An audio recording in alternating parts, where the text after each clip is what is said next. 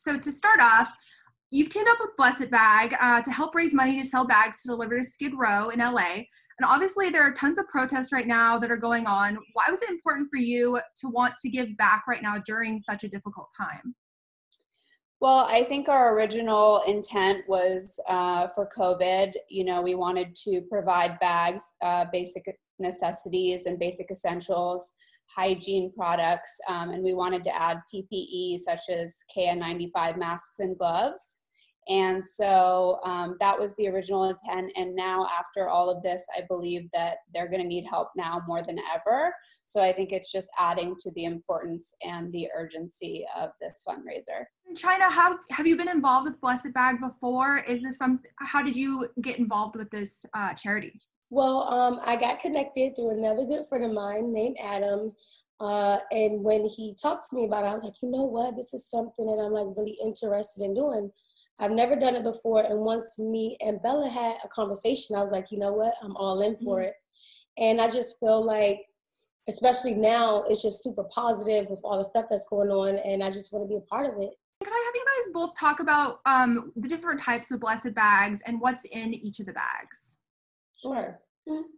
So there's men's, women's, and dogs Blessed Bags.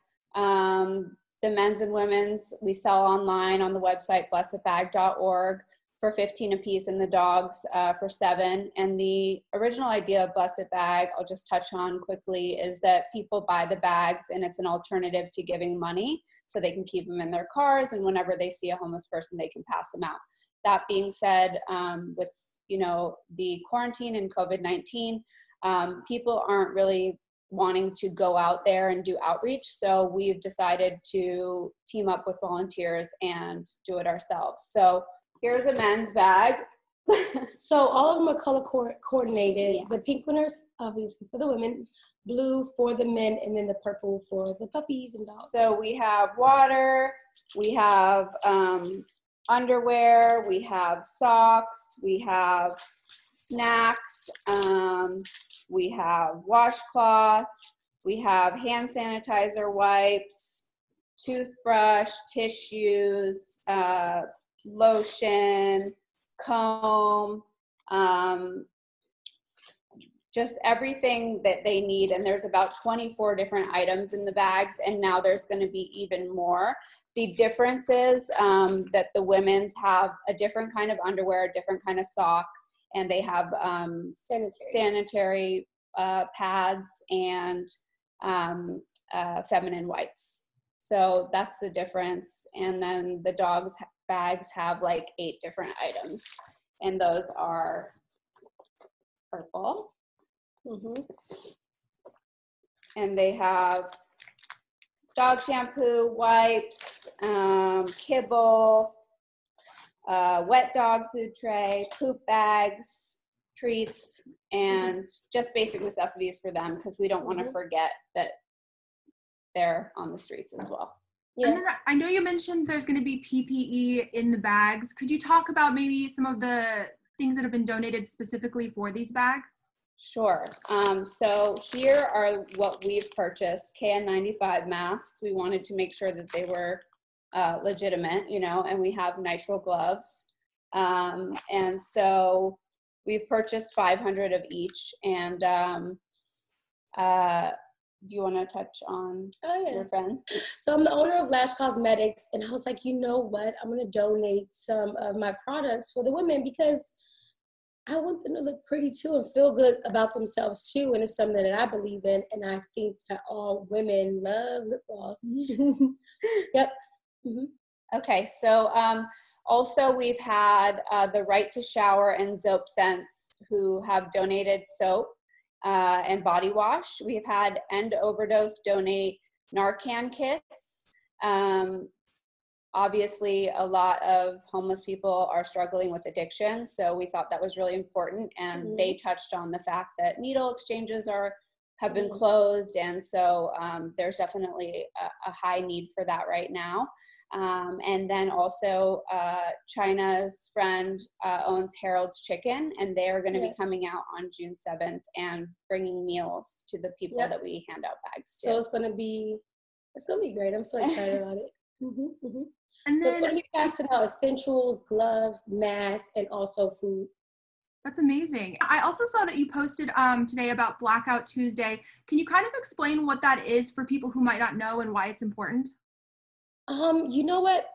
I really think that it's important, especially around this time. And I feel like music right now is and has always been like really impactful. So I feel like some of the things that we enjoy or people enjoy, we have to kind of like take that back.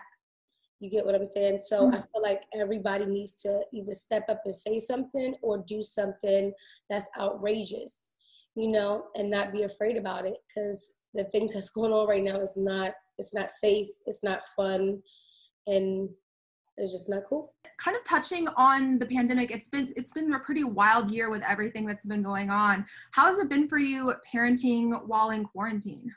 I mean, honestly, it's really easy for me. Me and the kids were always at the house. I've actually been able to create a really good environment to where so like everything is here. So I have like my gym, I have my studio, I have my my cosmetics room.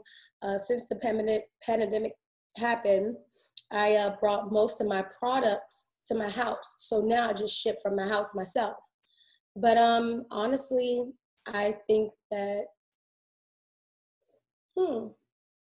I don't think it's like really affected me, but I just see like everybody else that it has affected. And then what do you think is the most challenging part of being a parent, especially a parent of two? I don't really feel like I have any like challenges, honestly. Like my kids are like A1. Yeah, and of course I have like help too, so it's easy. And I'm co-parenting, so I'm good. We're good.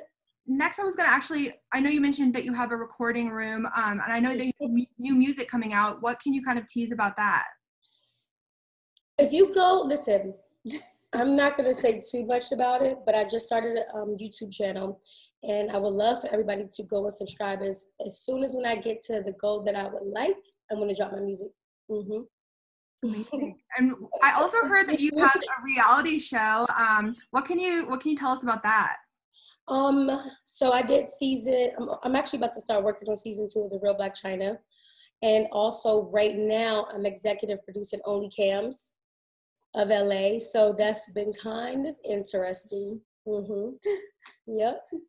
Yep.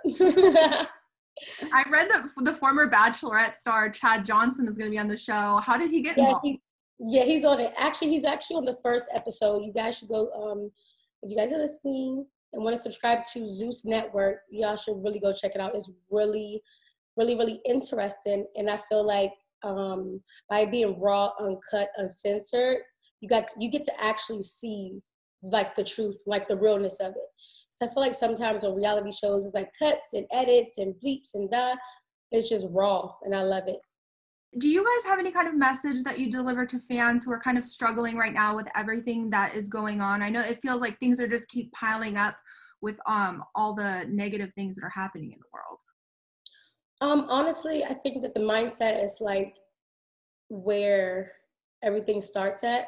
And I feel like with this, with the COVID and all this stuff like that, I feel like it's giving people time to kind of like sit back and reflect on themselves. And a lot of the stories that I've been hearing, it's like, dang, like I've been wanting to do this. And since this happened, I was able to do it. So I just think that it's just time for people just to kind of like step back and like kind of set their goals and just execute it. Because all of this is going to be over soon, you know? And then once it's over, you done already set your goals, and then just going to go to the top.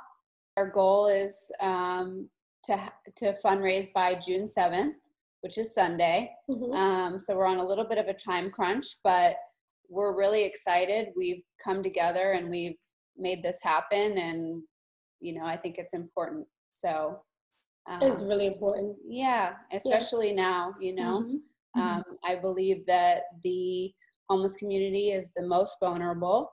You know, they don't have the privilege of staying home because they don't have homes. So the safer at home order, like, it doesn't apply. It doesn't apply. And then also too, on the news, like they're like burning down buildings downtown. They're looting downtown. So it's like, I already was homeless. Now I'm like, looking at the place that did make like where I was safe, and this is happening right now. So I feel like when I go down there, I actually want to like have like certain conversations with certain people and maybe like uplift them, because sometimes just because a person is homeless doesn't mean that they're on drugs.